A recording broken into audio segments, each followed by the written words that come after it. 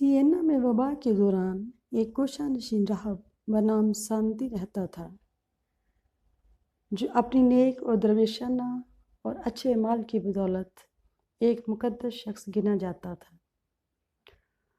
उसने एक लंबा अरसा गरीबुल नफ्स ज़िंदगी में गुजारा था और लोगों के लिए बेमिसाल नमूना छोड़ा।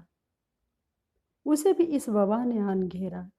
वो कई दिनों तक शहर से बाहर गोशाए तन्हाई में पड़ा रहा। जब कैथरीन को मालूम हुआ तो उसने फ़ौरन आदमी भेजकर उसको वहाँ से मंगवाया और एक रफ़ाही हॉस्पिटल में उसको दाखिल करवाया।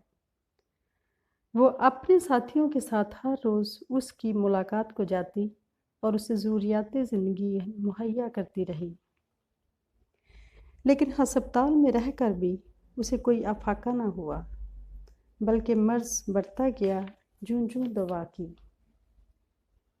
उसकी बिगड़ती हालत देखकर तमाम मुलाकाती परेशान थे, मगर कैथरीन उसके बिस्तर के करीब गई और उसके कान में आहिस्ता से कहा कि डरने की कोई ज़रूरत नहीं, तुम कितने ही बीमार हो जाओ, ताहम इस बार मरोगे नहीं, बल्कि इस मौजी मर्ज से जल्द सेहतयाब हो जाओगे।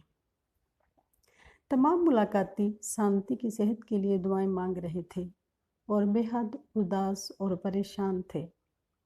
कैथरीन अपने कामों में मसरूफ़ रही। मरीज़ की हालत मज़ीद बिगड़ने लगी। कैथरीन एक बार फिर शांति के करीब आई और उसके कान में आहिस्तगी से दोबारा ये अल्फाज दोहराए, ना डर, क्योंकि तुम नहीं मरोगे।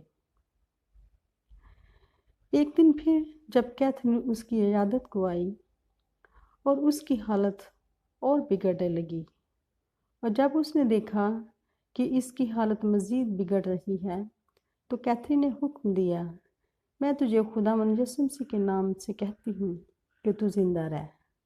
उसका ये कहना था कि मरने वाले ने होश संभाल लिया, अपनी ताकत को बहाल किया और ख़ुद ही बिस्तर से उठकर बैठ गया और खाने के लिए कुछ मांगा।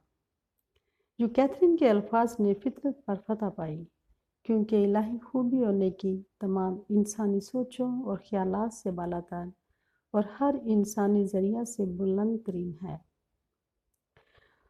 उसने एक ऐसे बदन को नई ज़िंदगी दी जो तकरीबन मर चुका था,